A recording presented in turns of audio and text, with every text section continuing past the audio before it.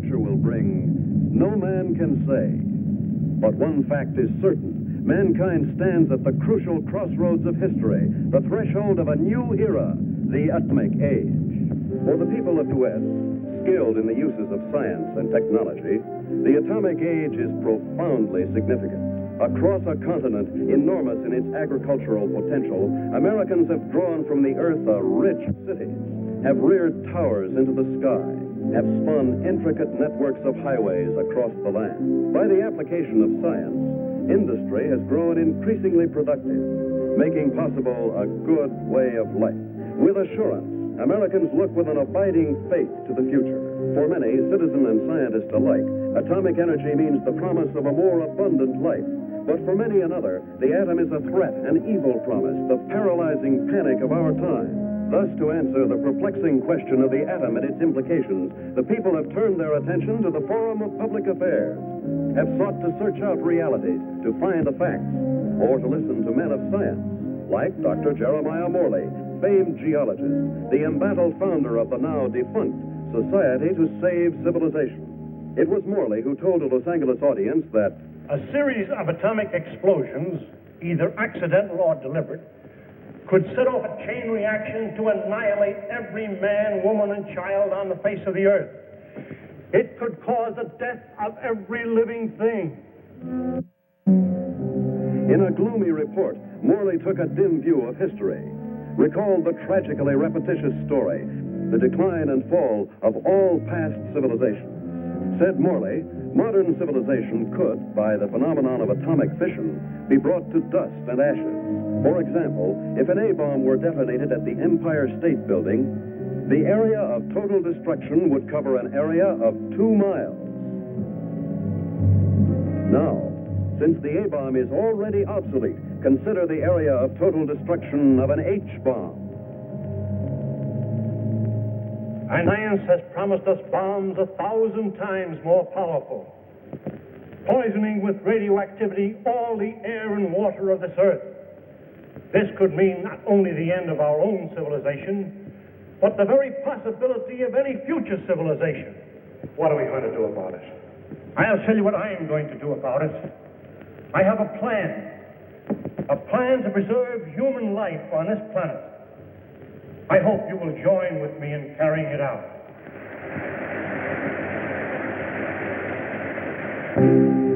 The response to Dr. Morley's appeal was immediate and enthusiastic. The Society to Save Civilization was set up. To its headquarters flocked amateur do-gooders and professional scientists. From them, Morley chose a staff of experts. Dr. Max A. Bauer, eminent geophysicist, ousted by Hitler from the University of Munich in 1933. Dr. James Paxton, metallurgical engineer, twice winner of the McKenna Scientific Award. Joan Lindsay, medical doctor and ardent feminist, who, for her research in biochemistry, was named winner of the annual award by the American Confederation of Women Scientists. Dr. George Coleman, authority on soil conservation. And Andrew Ostengard, sandhog, explosives expert, Marine veteran of World War II. It was this team, qualified each in his own way, that helped set in motion Morley's audacious project, a daringly planned program, which he took 3 months later to the board of directors of the Carlyle Foundation. And so my colleagues and I believe that humanity can escape annihilation, can find a temporary haven, a promise of hope that, come what may, life can be sustained deep within the earth itself. Far below the surface, we shall seek a natural, geological shelter. We have a team ready for the effort. All we lack are funds. Can we get them from your foundation? Dr. Morley, I believe it would expedite matters if I were to ask the questions. We're laymen, you know. First of all, isn't the inside of the earth solid? The interior of the earth is made up of vast caverns and air pockets, joined by natural avenues leading from the surface. Natural avenues? Funnels and fissures. Such a fissure lies within the world's largest extinct volcano at Mount Nelly. That is where we intend to start our journey. Well, these funnels, how far down do they go? Hundreds of miles, perhaps thousands, to the very core of the Earth. But isn't the inside of the Earth, the very core, a molten, fiery mass? To the contrary.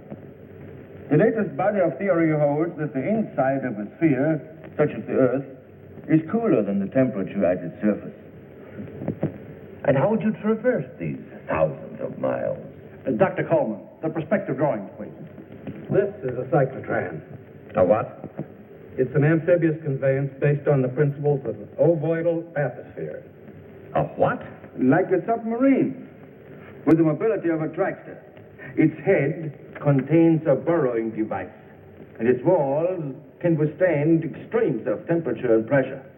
But even with the cyclotram or the bathysphere or the whatnot, how do you know you'll be successful in finding this underground haven? We don't know, but we must try.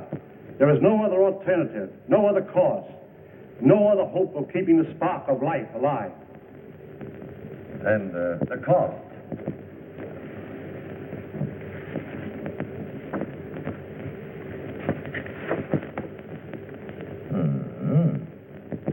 That's a lot of money, Dr. Morley. Well, surely you don't expect... But we do. I know you and your committee mean well. Mean well. Next you'll be calling us starry-eyed idealists.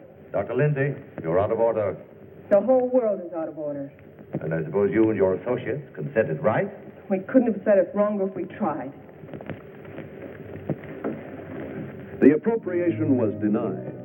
To carry on his work, Dr. Morley issued repeated appeals to the members of the organization. It failed. And so, last week, the Society to Save Civilization was itself extinct. And one of its leaders, Professor Jeremiah Morley and his enthusiastic colleagues. Where were they headed after a year of devotion to a lost but spectacular cause? To newsreel reporters, Dr. Morley had only this to say. We have no plans. We have no hope.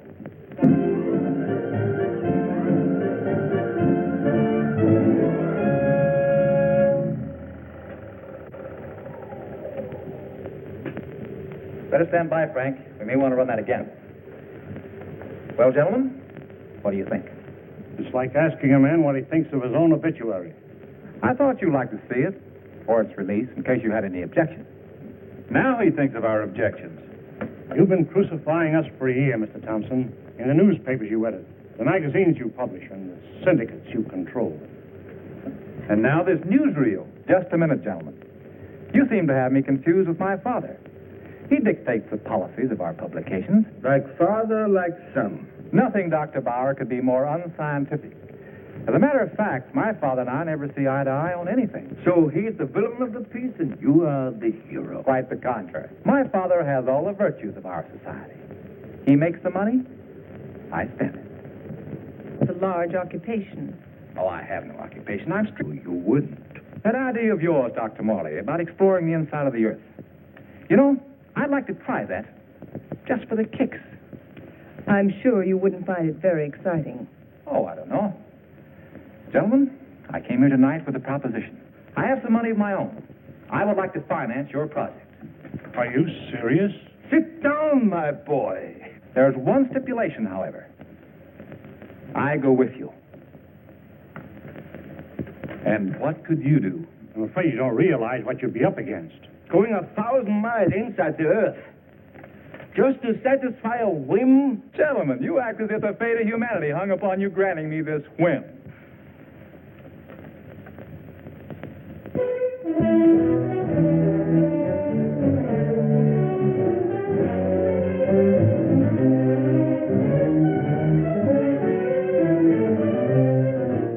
Plans for the expedition are being completed ahead of schedule.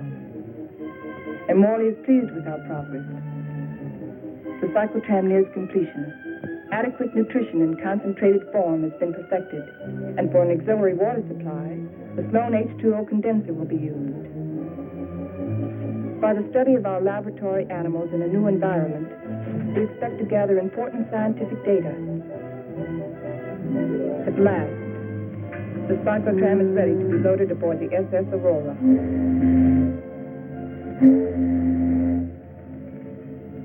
Our destination, the extinct volcano, Mount Nele. where the inside of the earth begins. This was our base, a lonely, desolate beach at the foot of the extinct volcano.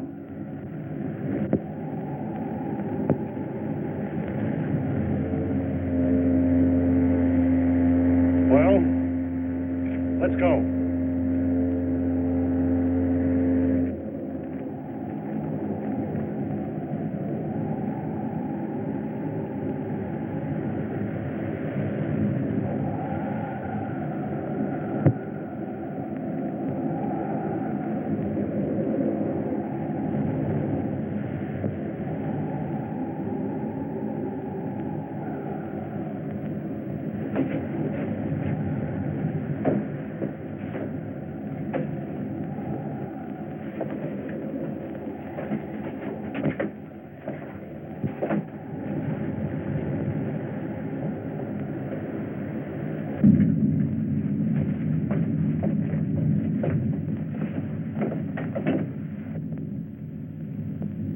What a place to spend our last night on Earth.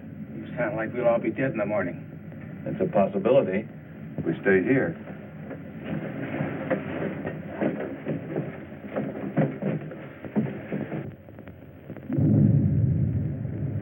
Andy, take the controls. Follow the ridge line. Keep out of the ravines.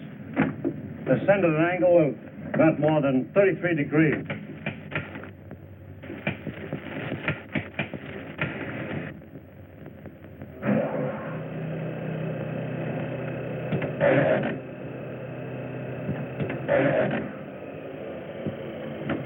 Something's wrong.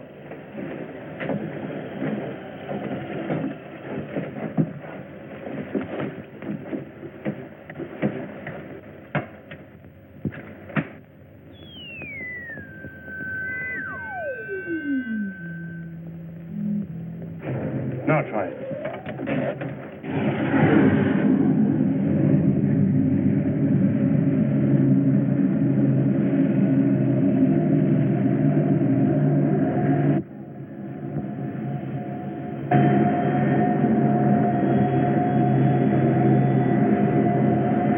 Sustain 2,000 RPM. Follow our chart plan, R4. Check.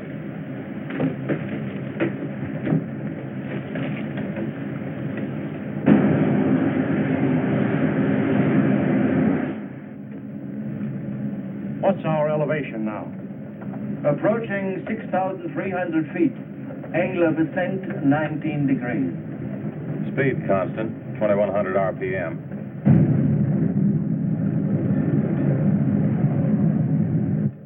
I wonder how long this iron lung is going to hold up. You can still beg out.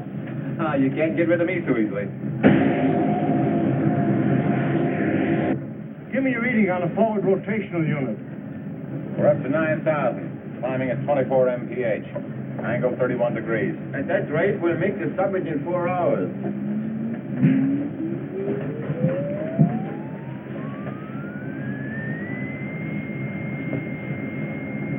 Dr. Morris, we are meeting some unstable isotopes. Increase the lateral units in 12,000. Hey, this is getting rough.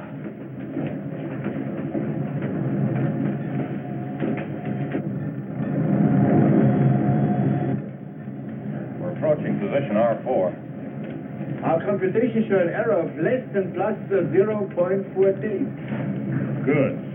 We'll reach the summit in 30 minutes.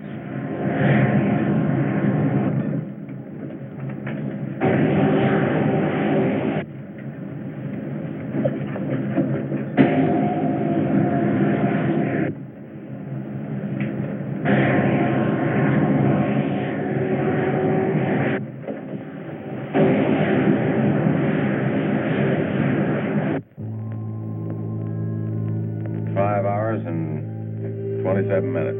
Excellent. 33 minutes ahead of our estimated schedule. We'll make a final check of our position before we enter the crater.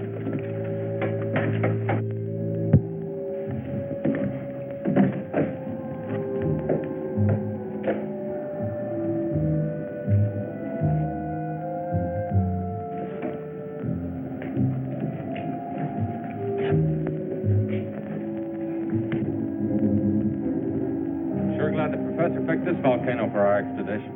Maybe this one could come to life, too. No, not a chance. No bet on it.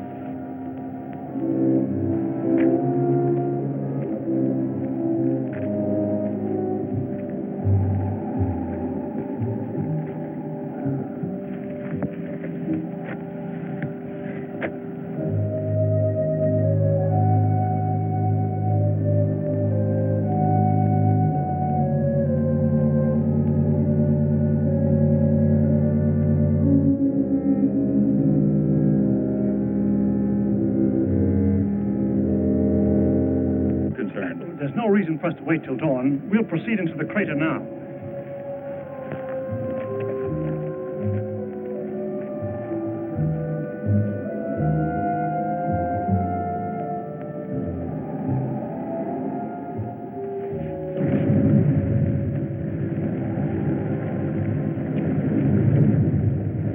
One last look at the earth.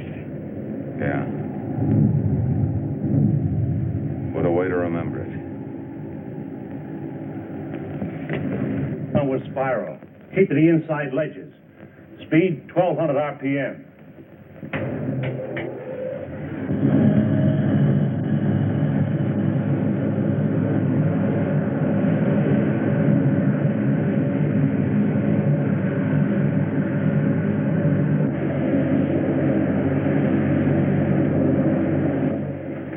Brother, it's really black out there.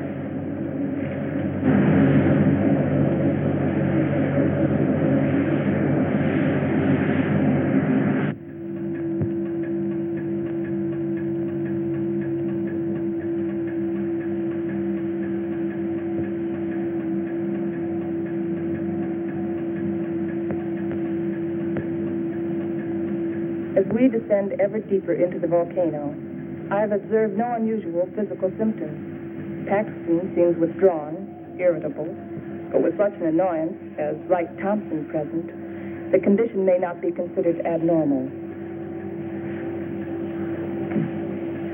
The descending ledges are getting awfully narrow. We must be at position R18. Yes, we are. Cut the switches.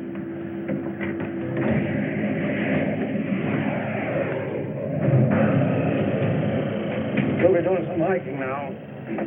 Better have some breakfast.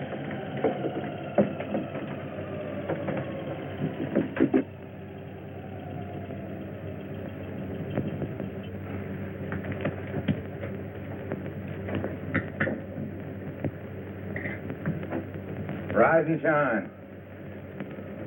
Morning. How can you tell? Served. Breakfast. Well, I've always said there's nothing like starting off a hard day's work than with a good breakfast. Hey, Doc? How would you know? You don't like my kind of guy, do you? Not very much. But I'll make an exception of you. You I don't like a lot. Coleman, take the controls. We'll scout the way on foot for you. Follow on down along the widest ledge.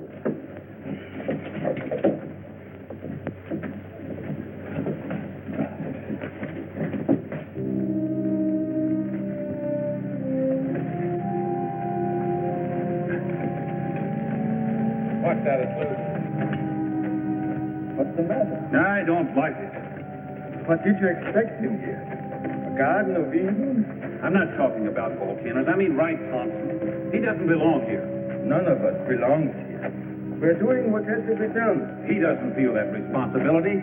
He's just a useless piece of excess baggage, a selfish thrill seeker. But without him, there'd be no expedition. Pardon me.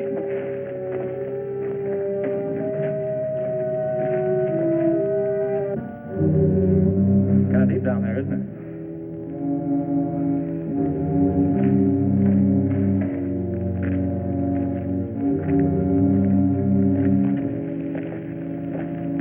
Nice friendly bunch, those scientists. Oh, what's your trouble? Oh, nothing, but don't they ever talk? Not unless they got something to say.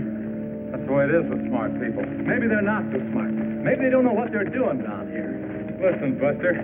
Each one of them has taught us more colleges than you flunked out of. So what are you doing down here among all those brains? I managed to make myself useful. might be well if you did the same thing. Doing what? This.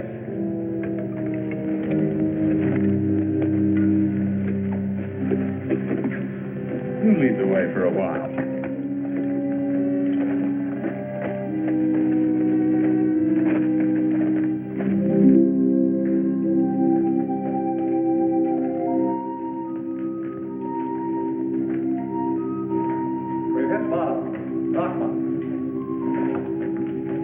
Hello, Coleman. Coleman, come in.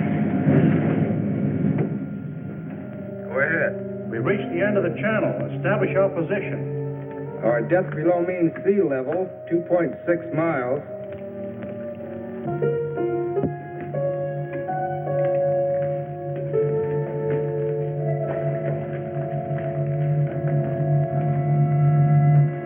The Engstrand Underground Geological Expedition reached this point June 12, 1938, and was unable to proceed further. Why anyone who follows us should want to go further, we do not know, but we assume that they have good reason for doing so. Good luck. If Engstrand were living today, he'd know the reason. The world has changed since 1938. The world has changed since yesterday. We better get to work.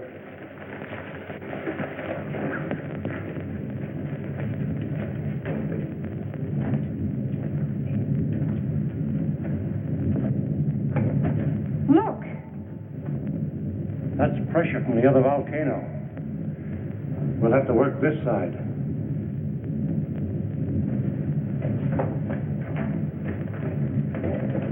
Paxton! Yes, Dr. Morley? Start making density readings on that wall over there. Yes, sir.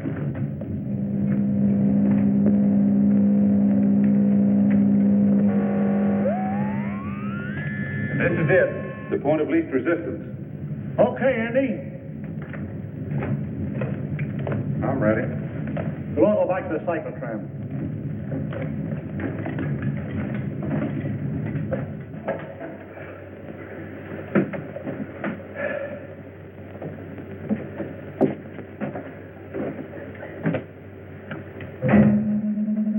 Fuses 1 and 2 set.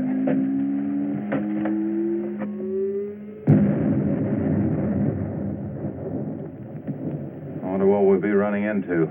There's only one way to find out.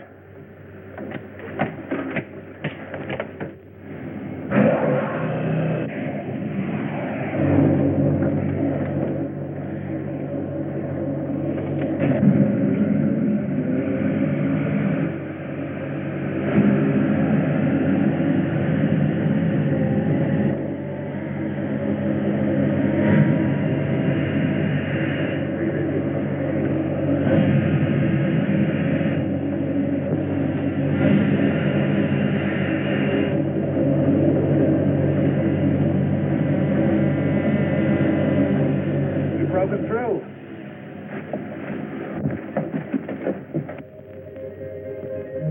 Looks like a tunnel.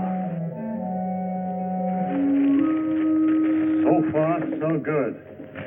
Put on your gas mask just in case. Coleman, we'll set the pace. You follow along with the cyclotram.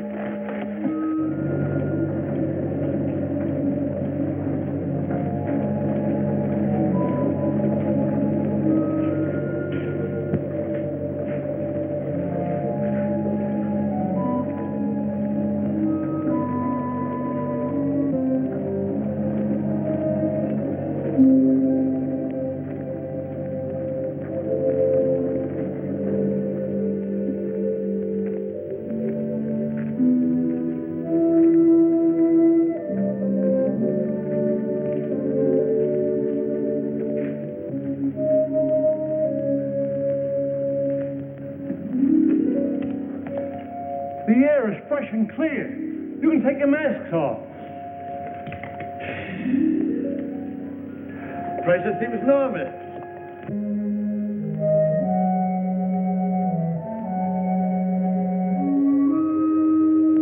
I wonder where it leads. That's exactly what we're going to find out. Lead the way, Andy.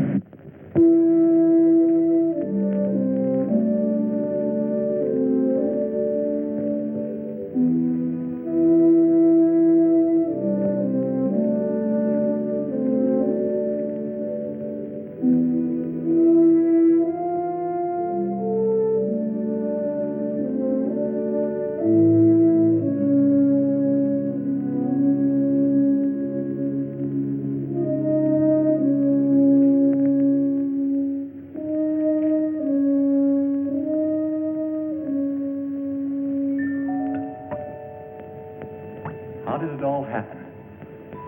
Long time ago, the earth above was covered with water. And when the sea vanished, it left great limestone deposits behind. Was all this limestone? Yes. And then the water gathered in underground streams and carved out the soft limestone. Drop by drop, year by year, the water dissolved the stone. Each drop carried a tiny particle of sediment. That's what formed these columns. About an inch every 1,000 years. Well, how long did this whole process take? About 200 million years. Hello, Coleman. Coleman, bring up the tram. We'll proceed from here.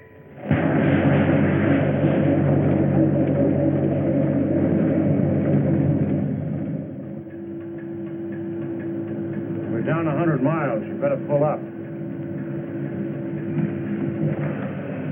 Cut the switches.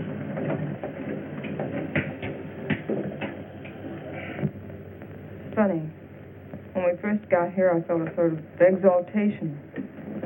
Now I feel depressed. I don't know why. The oxygen content is adequate. I know. But I too feel suffocated. Maybe it's the unreality of this place. You know, once when I was working in the Holland Tunnel, I got cut off from my crew for 10 hours. I felt this way then.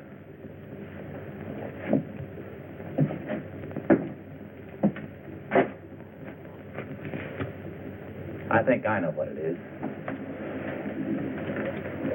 It's loneliness. It's a feeling of a person away from people. I felt it on the top of a mountain in Tibet, in a jungle, and on the Arabian desert. It's like the last cord tying you with humanity has been cut. It's more than that. People have dignity only in relation to many other people. Alone, a man is as useless as any rock out there. No, you're both talking nonsense. Nature doesn't influence man. Man influences nature. One man, one strong man, can change nature. Oh, you're wrong, Dr. Paxton. It isn't one man. It's many men working together. Right, teacher? Men together are no more than sheep. One man standing alone leads the way. Then the sheep follow. Please, gentlemen. Well, I'm embarrassed for all of you who call yourselves scientists. Swayed by a self-indulgent young fool. I'm going ahead.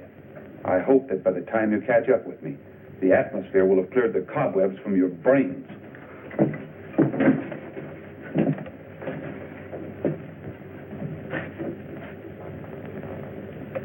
I'd better go with him. It isn't safe for a man to be alone down here. Ah, he's all right. He's the leader type. I'll go with them anyway. There wouldn't be leaders if there weren't sheep like me to be led.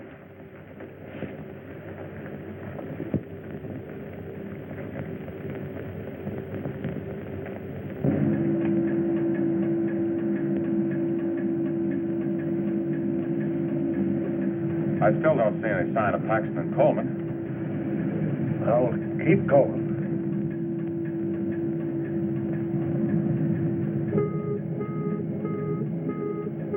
Gas! Gas! Paxton and Coleman. They forgot their gas mask.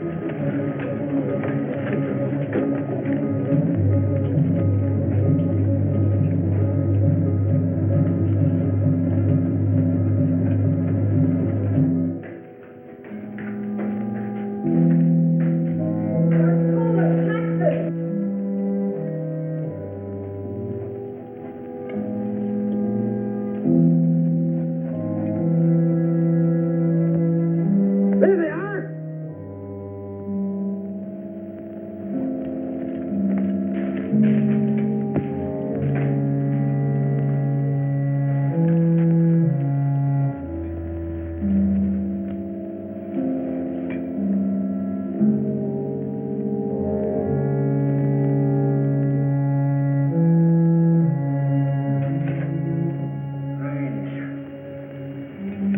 Digging a grave 110 miles under the earth.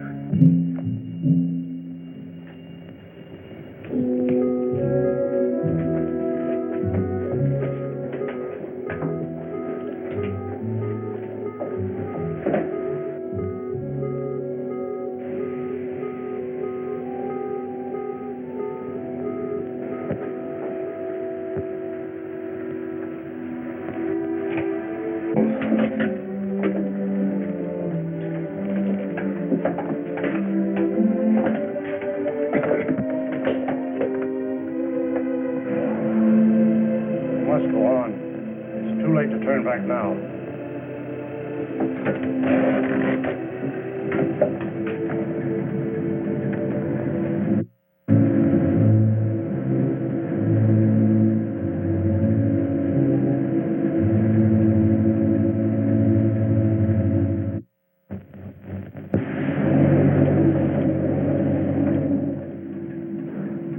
No. Andy?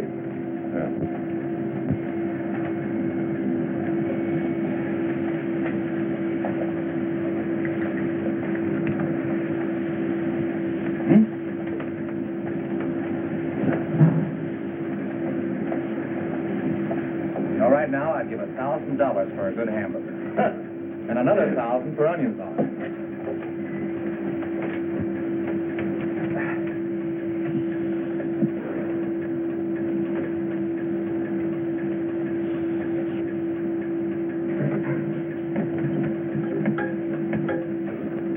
Dr. Morley, our water supply is...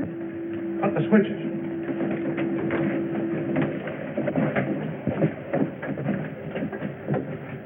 Polluted by the gas fumes. Yeah, somebody left it open. Back there just before Paxton and Coleman took off. I guess I forgot to close it. Oh,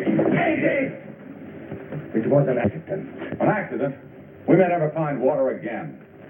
Now I suppose you'd give $1,000 for a glass of that. Andy, there's a job to be done. We've got to find water fast, and in this area. Yeah, I know. We got about a chance in 1,000 of finding it.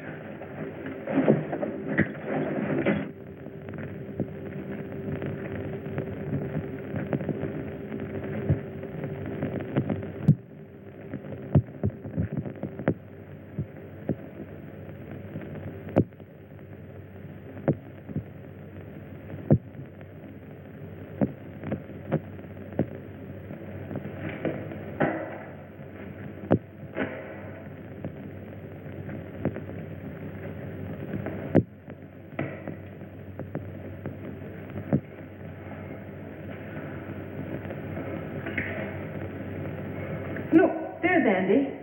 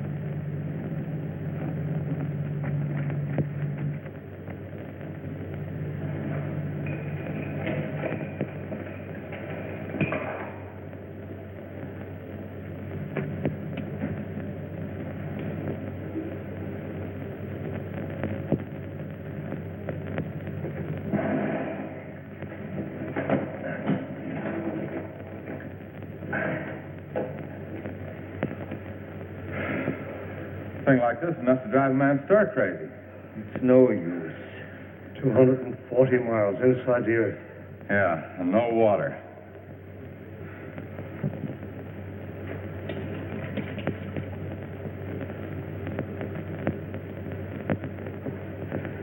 Here. I've been setting it to the animal.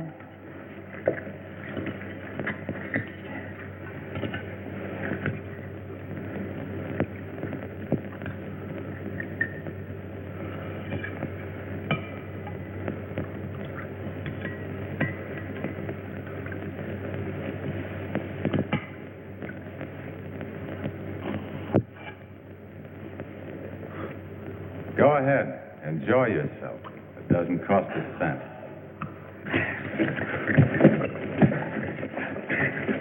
Stop it! Andy! This is ridiculous. We have something larger at stake than your personal petty feuding. Now, you two can come with us or stay here and kill each other. I'm going after the cyclotron. Never mind. I'll go get it.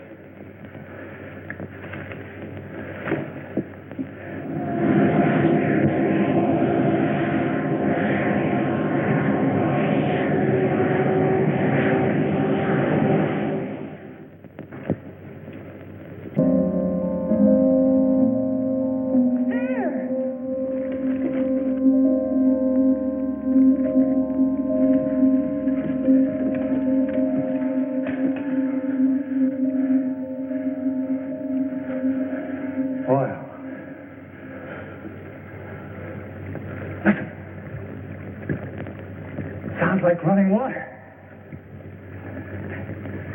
But where is it coming from? It's behind the wall.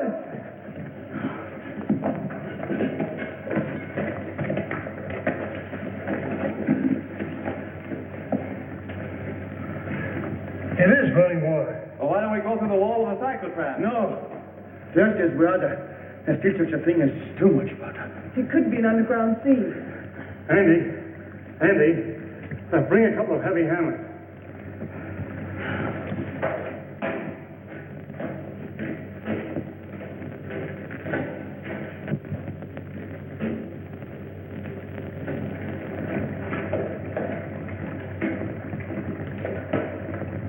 What's up, Professor? We think there's water behind that wall.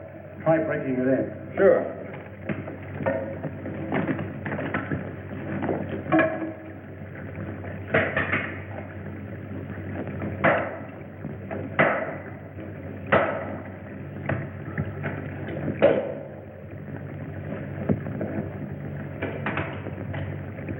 I brought 2 hammers, you know.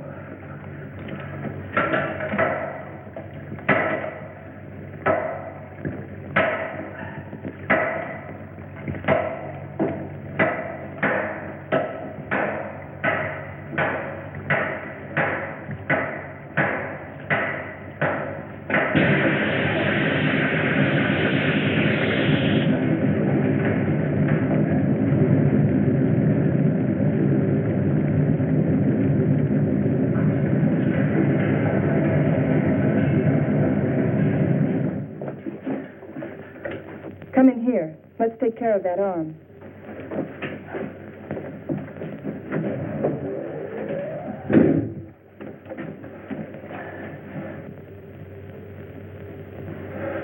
The outside temperature's rising fast. It's up 280 degrees now. It looks as if it could go on forever.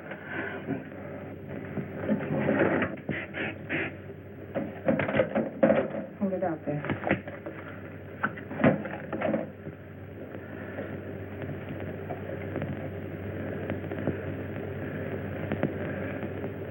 How's the temperature? It's dropping fast. The outside pressure's dropping, too. Good. Condensation will soon take place. There. You're a pretty good doctor at that. You're a pretty good patient at that. Thanks. Here. I'll put this on.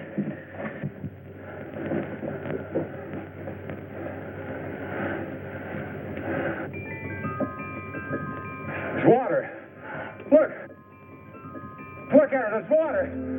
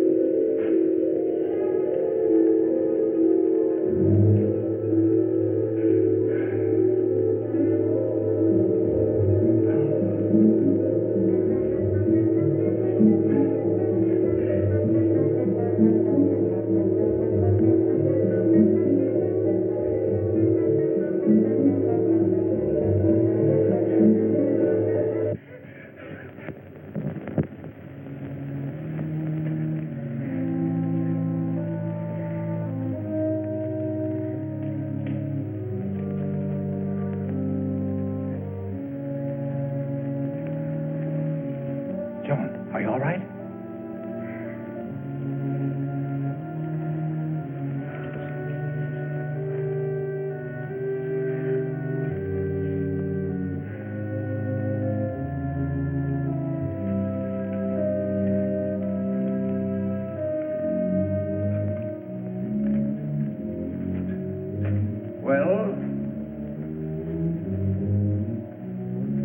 What shall we do now?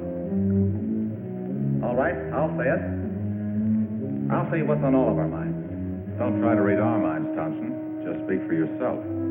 And I say, let's go back. And I say go on. But look at Joan. We've gotten nowhere. Deeper and deeper into nowhere. We've failed. Would our failure be any less if we turn back now? Our chances of living would be greater. If we go on, we're dead. Dead is Paxton and Coleman. That's a chance we have to take. The stakes are high, higher than our lives. They involve the life and death of all mankind. That's a great speech, but I won't buy it. All right. Let's put it to a vote. Thompson? Go back. Andy? Go on. Bauer?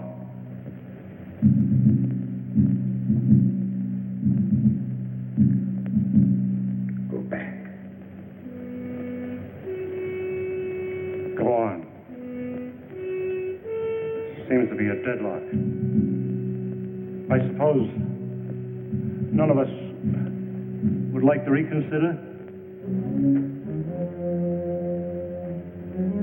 Doesn't woman suffrage count here? What do you say, Joan? I say go on, and let's not waste any more time about it.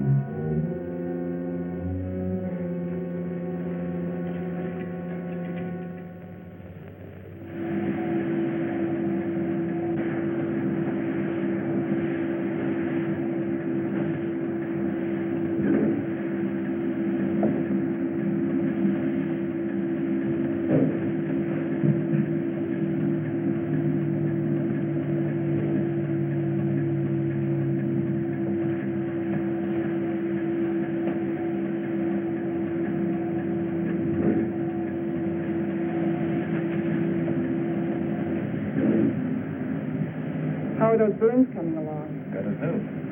How are you, Doc? Oh, I'll get by. Here. What's it for? Does it have to be for something? Does everything have to be functional? Good luck ring. Saved my life in Tibet. Here, take it. Why give it to me? Haven't you ever been romanced before? Not 900 miles below sea level. Then it's about time. If there were any flowers around here, I'd pick them for you. There's a highly scientific theory which states that if any man and any woman are cast away anywhere for any length of time, sooner or later they think they're in love. That's what's happened to you. If that theory has any value, it should apply to you. Does it?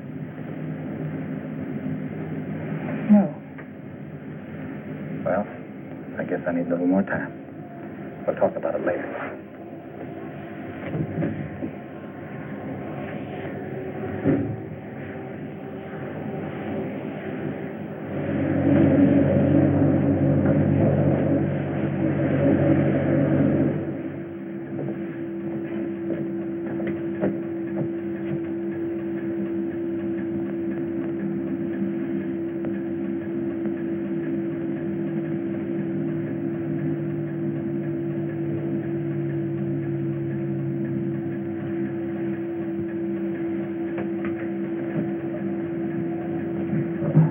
Hey, how about pulling this jalopy level for a minute? Just long enough for us to get out of these straitjackets and stretch.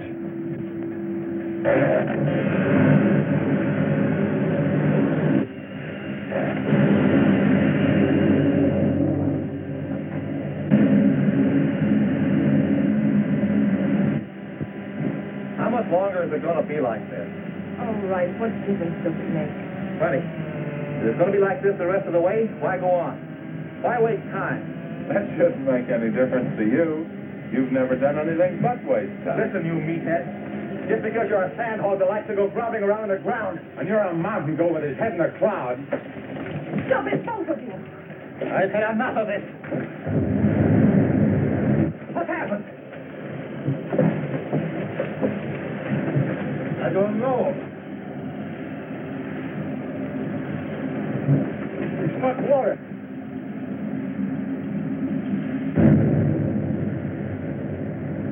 We are out of it.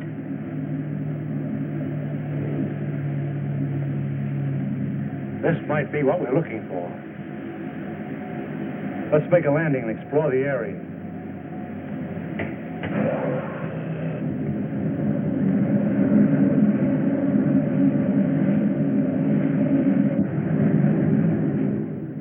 It's got a high calcium content, but it's drinkable. Hey! Look what I found.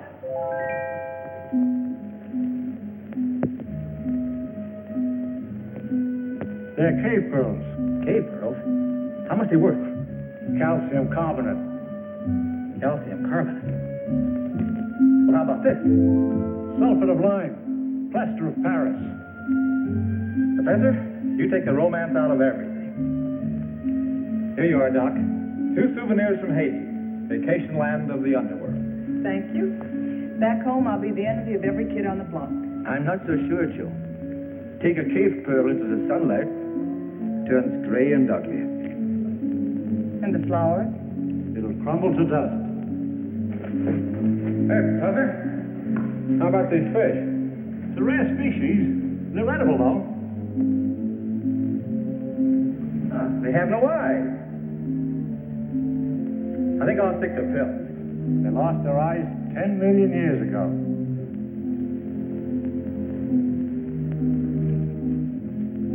What kind of a place is this? Flowers that crumble to dust in your hand. Stones that look like pearls.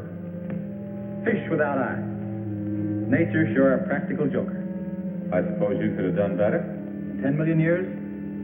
I couldn't have done worse. Morley believes this is the shelter we've been searching for. A valley of shadows, where life can be sustained. A shelter for humanity. And yet our morale is very low. What do we want? A ray or two of sunshine? A change of seasons? Starry nights? In this graveyard, Morley thinks We can build a new life right here. You mean this is what we're looking for? You'll get used to it. Well, who wants to get used to it? why don't we go on? A little further. But we've come 1,100 miles already. How can you measure what we've been through in miles? I say let's go back or go on. But this is no place. What is your wish? We've come so far. Let's go on.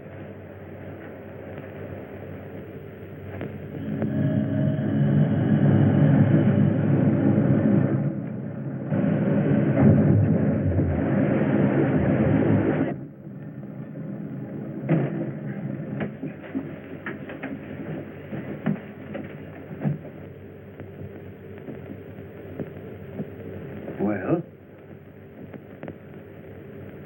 Which way do we go?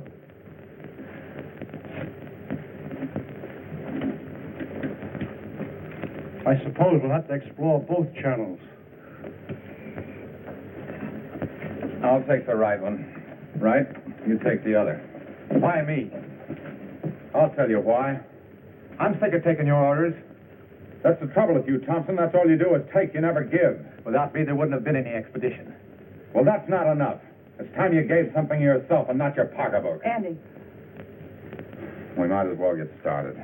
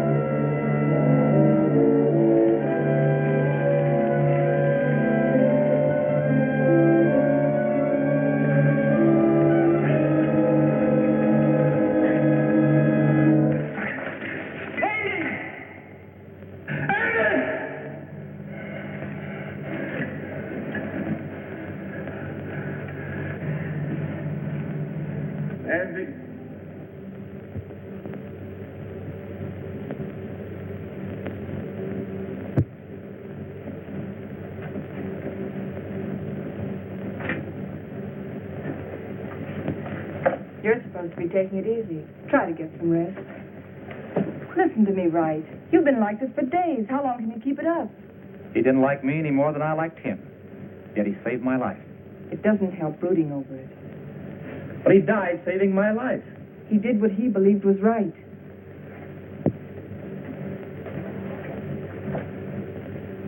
My trouble was, I never believed in anything. You can start now.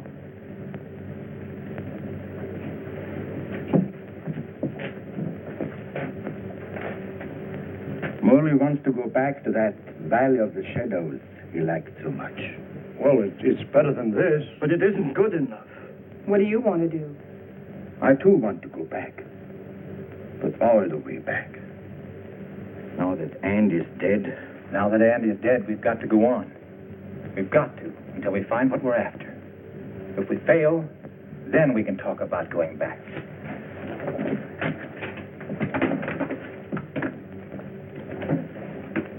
over there.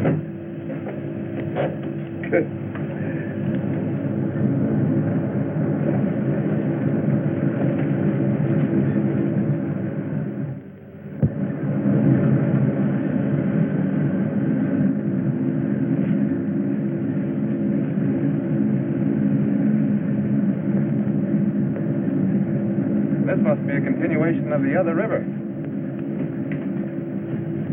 No, I think it's just the seepage from it. Listen. What's that?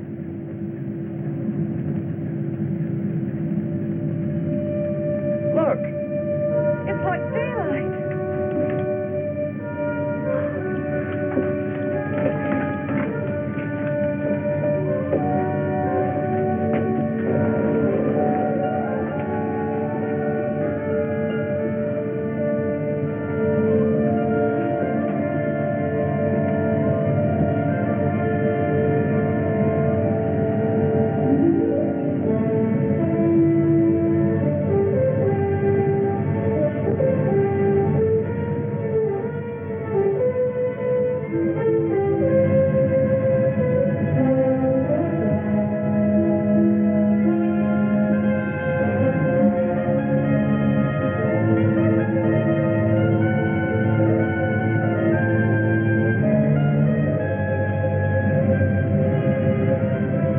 Like a dream after a terrible nightmare.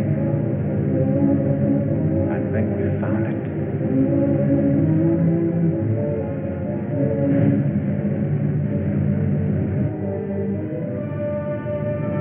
Promised land.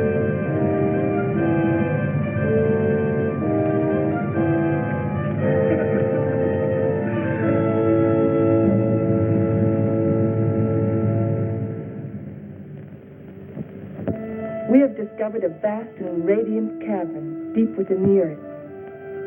Along the shores of this incredible cave lies a great underground sea, gathering up the waters of the earth. A strange, sunless light is reflected from the phosphorescent dome. The glowing peaks are weathered and sharp, and the gullies deep. The wind is soft, and the climate pleasant.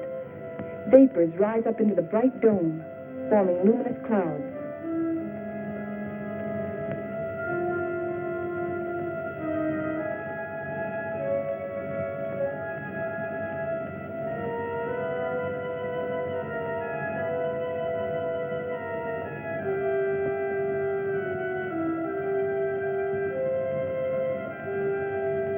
The area is rich in chemical resources. That means power and industry, according to Bauer. And Wright says a real estate boom is on.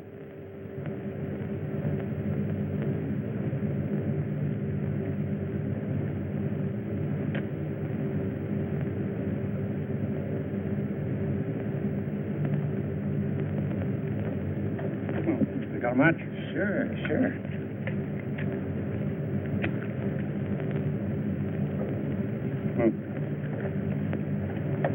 How you coming, Professor? Still feeding those rabbits? They eat like pigs. Small wonder. They're expecting in a couple of weeks. All of the rabbits? No, silly, just the lady rabbits. Tell me more. Here, make yourself useful. Get some more water. Explorations and surveys of the surrounding area continue. Morley and Thompson have set out toward the southeast to investigate the land and its potentialities.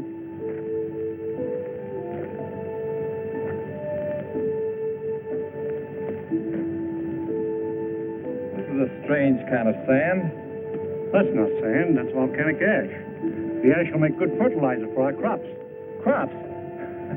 Let's face facts, Morley. This is a desert. The very word means deserted by life. And you talk about crops. It can be irrigated. This country has everything. Water, soil, air, heat. Yeah, you're forgetting one thing, though. No sunlight. Science can adjust that. Crops can thrive without sunlight. Perhaps. But can we?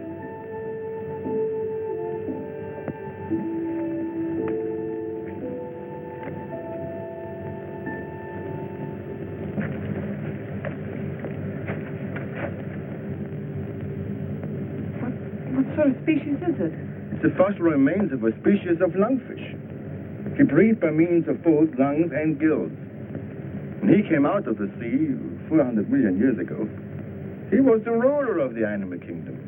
With his lungs, he was a pioneer in a new way of life.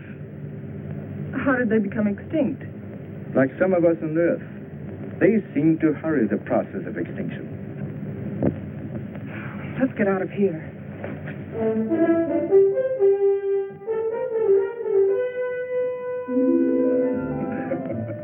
What's the matter? You act like you swallowed a canary for breakfast.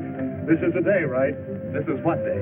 The day we're expecting the first litter of rabbits. Well, who's going to pass the cigars around? You apparently don't realize the importance of it. Oh, I'm sorry. By observing the rabbits, we've already learned that they respond to nature basically as we do, as any mammal does. And from their young born today, we can predict how our own young will respond in the new world. Dr. Morley, follow. Come on. You go ahead. I'll get plenty of hot water.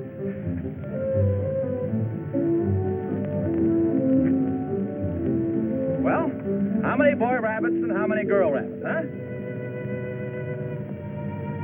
What's the matter?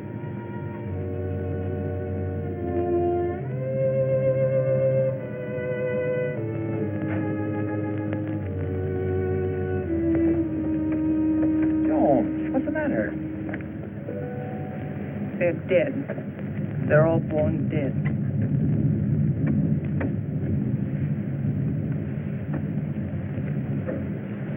I can't understand it.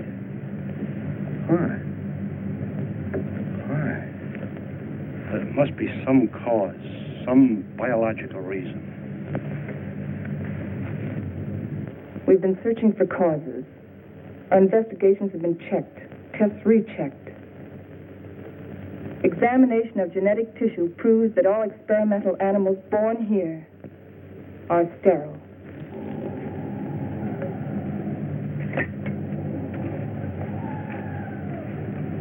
You know what this means? This new world. A haven for the dead. This is the end of the line. Now we know that the human race cannot reproduce itself in this underworld region. It appears our mission is a failure. Then we can't stay here. At least one generation could. And after that, what? The end of humanity. That I won't accept. Neither can you run away from facts.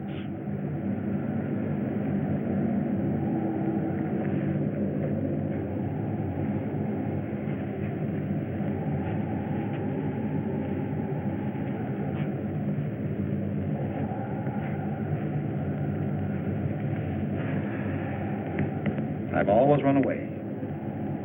Climbing mountains. Trying to prove something. I don't know what. I too ran away instead of fighting. And now I've run away again. And I was always afraid I couldn't compete in a man's world.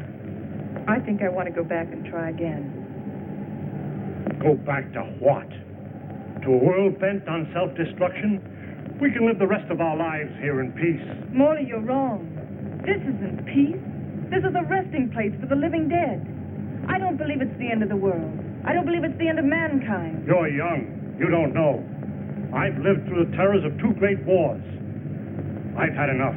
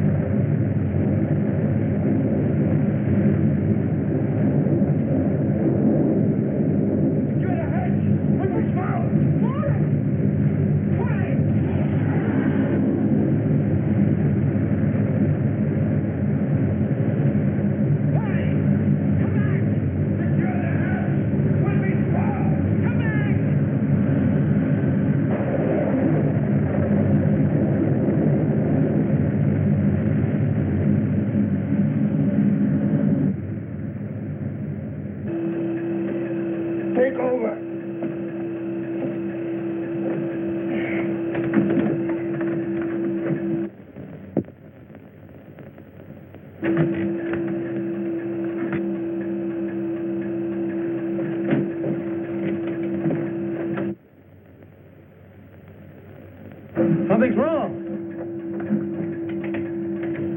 Something's pulling us down.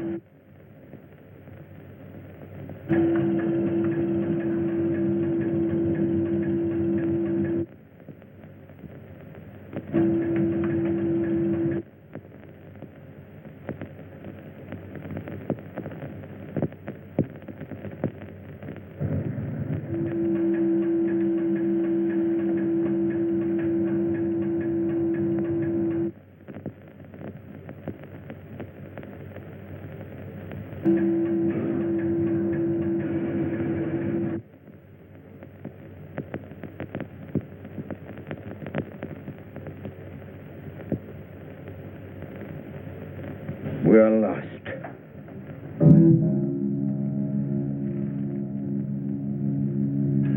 We're in a blind alley.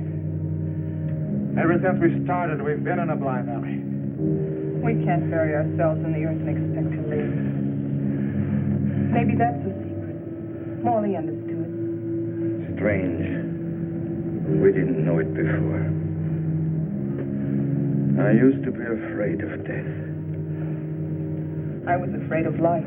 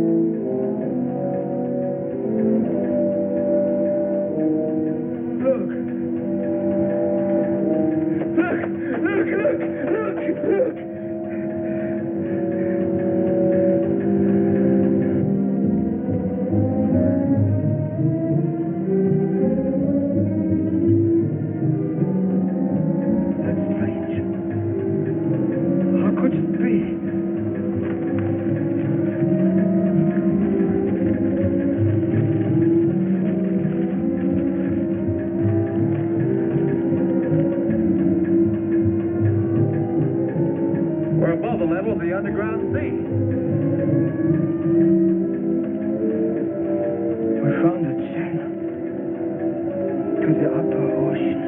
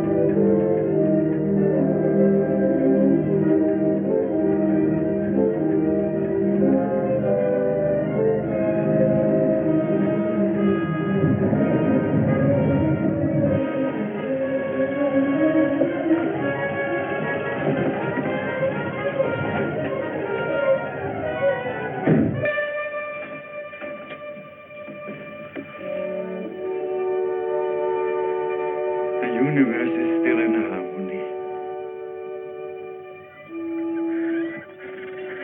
There's life on that island. People. I feel like I'll live forever.